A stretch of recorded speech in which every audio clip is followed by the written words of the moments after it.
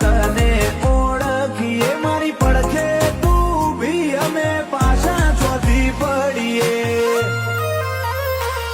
મને મૂંઝવણ પડે તો તમે માર્ગ દેખાડતો જીભ ઉપડે પેલા તમે હાજર થઈ જાતો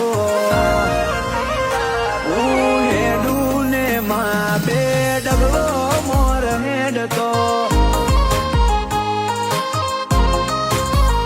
એ મારી હોંઠોળની જીપો માં બે ડગલો મોર હેડતો